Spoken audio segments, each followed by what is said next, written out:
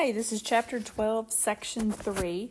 We are skipping the first couple of sections as far as just what we're going to incorporate from here, and we're going to cover Chapter 12 and 13 together. We do have several definitions as we go throughout this particular section, but it is going to also be kind of heavy on the math too, and the math is going to be the more important part, but we've got to introduce you to some terms. So the concentration of a solution is the measure of the amount of solute in a given amount of solvent or solution.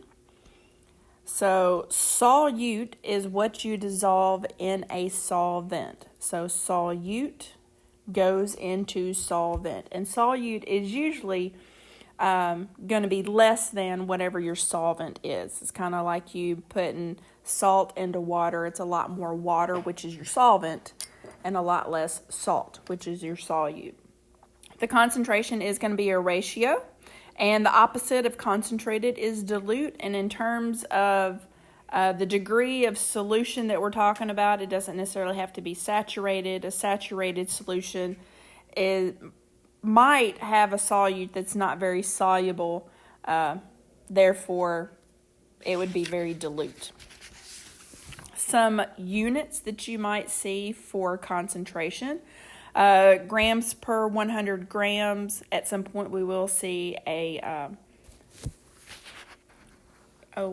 graph that mimics that first one.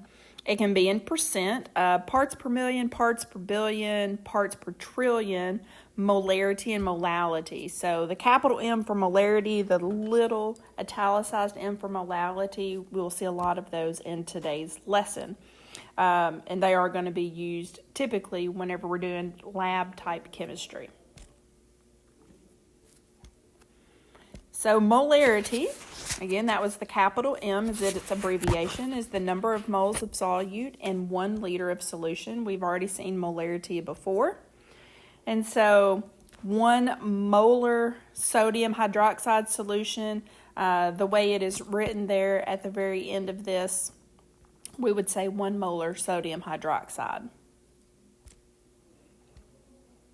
And to calculate molarity, you have to know the amount of solute in moles. So your solute in moles, let me go back here.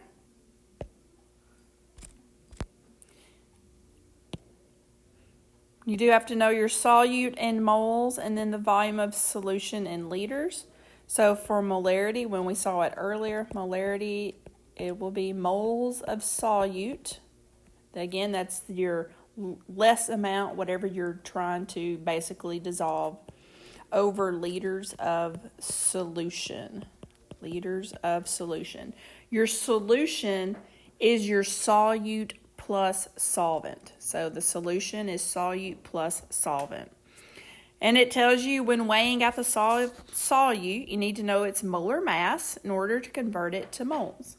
And then they give you an example there, but you should know how to convert mass to moles. So again, if mass is given, a mass to mole conversion with this number for mass coming off the periodic table for whatever substance it is that you're going to have back here. And then you perform your conversion. So they give you, again here, molarity is amount of solute in moles per volume of solution. And they've pretty much just restated what I've already told you. This video is going to show you how to prepare a solution based on molarity. So please make sure you write down these steps as the video is playing. To make a solution based on molar concentration, first, calculate the number of moles needed. For 1 liter of a 0.5 molar solution, 1/2 mole is needed. A 0.5 molar solution of copper 2 sulfate pentahydrate requires 124.8 grams of the solute. Some solvent is added to the solute in the beaker, and a funnel is used to pour it into the volumetric flask. Make sure the amount of solvent added is significantly less than the amount measured by the volumetric flask. Rinse the solute container and funnel with several additional portions of solvent, pouring these fluids also into the flask. Again, take care that the solution level stays below the line marking the flask's volume. The flask is stoppered and agitated by swirling until all the solute is dissolved. Remove the stopper and carefully add solvent until the solution reaches the line marking the volume of the flask. This is called diluting to mark. Restopper the flask and agitate the solution with repeated inversion until it is thoroughly mixed. Make sure you invert and revert the flask at least 10 times. The resulting solution will be the calculated molarity of 1/2 molar. Okay, so again, make sure you have those steps. This is for preparing a molar solution. Again, you'll have a set volume in which you're looking for at the end. We're going to look at a sample problem of this. Again, like I said, a lot of math, so make sure you show all of your math work. It says you have a 3.5 liters of solution that contains 90 grams of sodium chloride. What's the molarity of that solution? I will show you the 2 steps that I'm going to use to solve this, but know that all of this could be worked out in just one grid.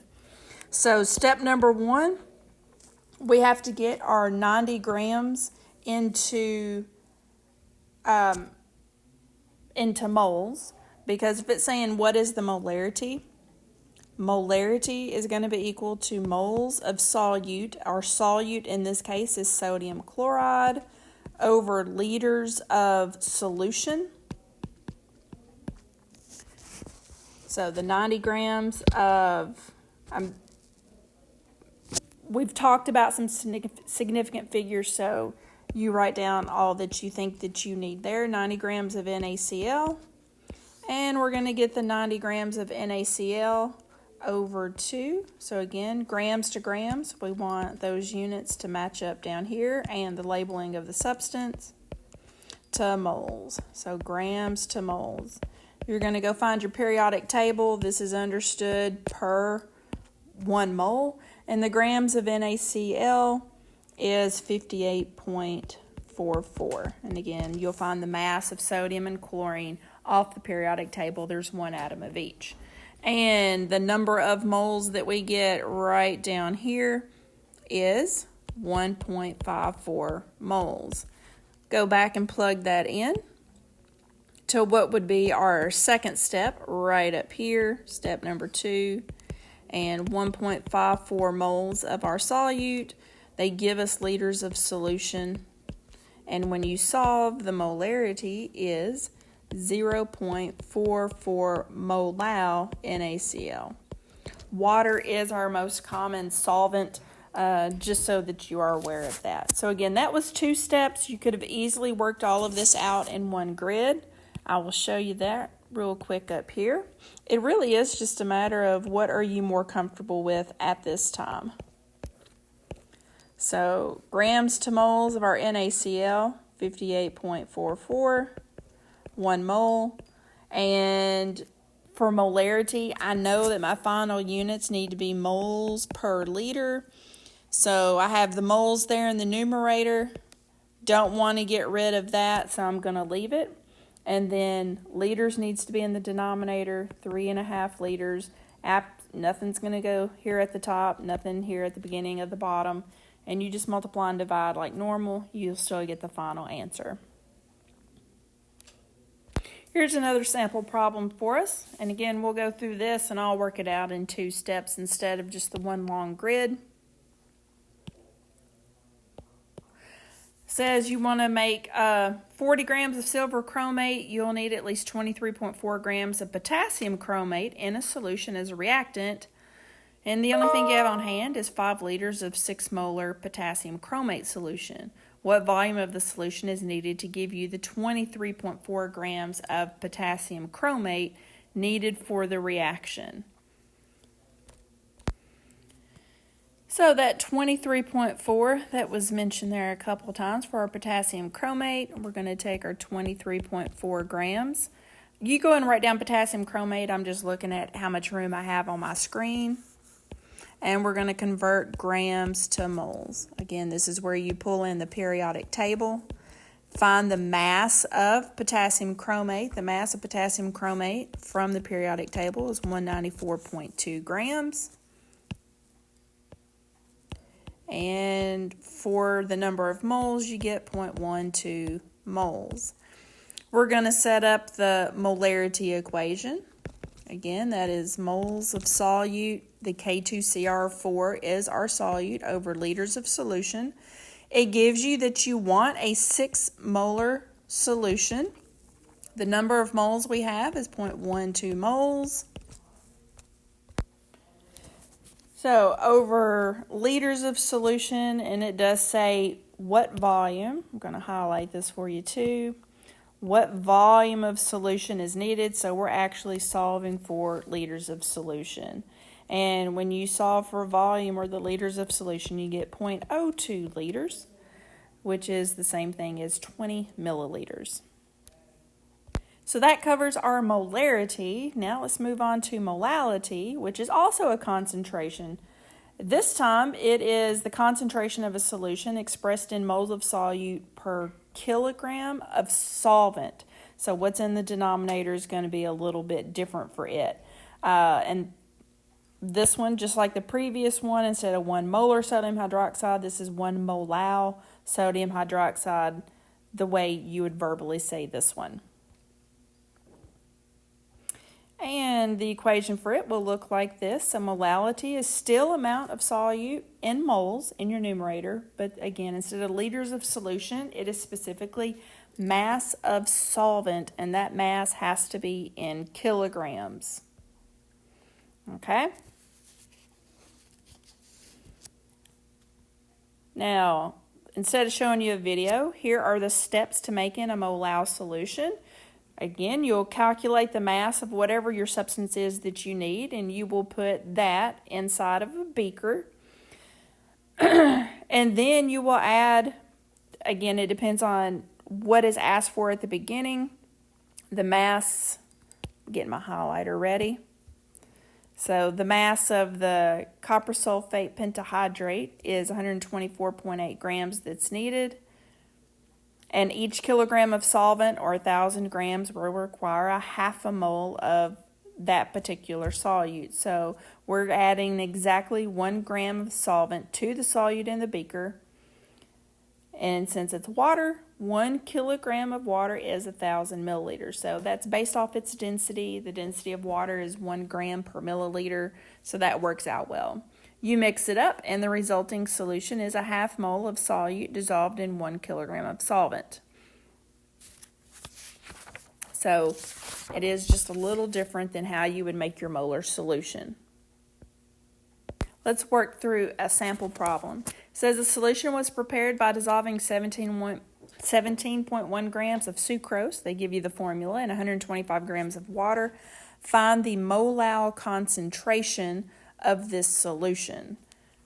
So ultimately, we want to solve for molality. Again, that's moles of solute. My solute is the sucrose. I won't write this just a whole bunch because it's taking up some room. Over kilograms of solvent. My solvent is the water. In these cases, they will always show you solute in solvent. So the solute is listed first in whatever the solvent is. So it's the sugar in water. That's how I know the difference between my solute and my solvent.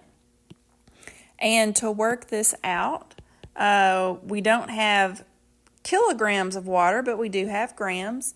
At this point, you should be able to do a gram to kilogram conversion in your head. Again, grams to kilograms. We are dividing by 1,000. Divide by 1,000. So the kilograms is 0.125 kilograms of water. We do not have moles of sucrose, though. We have grams. So I'm going to go back again. I'm working it out in 2 steps. This could all be done in one long grid if you wanted to with 3 parts. So for this one right here,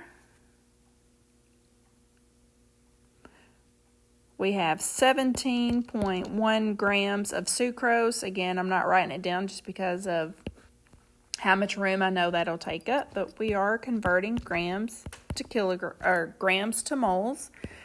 And I'm getting that mass off of the periodic table. The mass of sucrose is 342.34 grams. Make sure that you can get that mass calculated yourself. So once we find that, the moles is 0.050 moles. I will go plug that in right over here. And we will solve for molality. And the final molality is equal to 0.4 molal for the final concentration of this solution. We have another example to work through. A solution of iodine in carbon tetrachloride is used when iodine is needed for certain chemical tests. For the problem, how much iodine has to be added to prepare a 0.48 molal solution if you have 100 grams of carbon tetrachloride? So this one is going to be just backwards from what we were looking at. This time they give us the molality. So again, molality is moles of solute. Your solute in this case, it is something dissolved in something else. So this is iodine in carbon tetrachloride. So my solute is the iodine. So I need moles of iodine. Iodine, if you were writing out your equation, iodine is a diatomic element, so it has to be written as I2. So don't forget about your diatomic elements. Over kilograms of solvent, the CCl4 is my solvent. Molality was given in the problem. It is 0.48. Moles, we are going to solve for moles of I2. And kilograms of solvent, it says 100 grams. Again, this has to be converted to kilograms. I showed you that on the previous slide. So 100 divided by 1,000 gives you 0.1 kilograms. So the moles of iodine, please make sure you do algebra correctly here. 0.1 is multiplied on both sides. Your answer here for number of moles is 0.048 moles of iodine. Now we're going to go back to the question that was asked. And the question is, how much iodine must be added to prepare? Well, the iodine is going to be weighed up on a scale. It's a solid. And it's going to be weighed up on a scale. So we need, instead of moles, we need mass in grams. So we are taking the number of moles that we calculated for iodine. And we are going to do a mole to mass conversion. And again, the mass has to come off the periodic table. This is I2. I need 2 iodine atoms, the mass of both of them, which is 253.8 grams from the periodic table. And your final answer there is 12.2 grams of iodine. So if you were making this particular solution, you would weigh up 12.2 grams of iodine, add it to your beaker, and then add, well, it says 100 grams of CCl4. You would have to know what that would be in volume, and I would suspect that its density is not like what you're going to see that for water. So again, you would have to account for density there.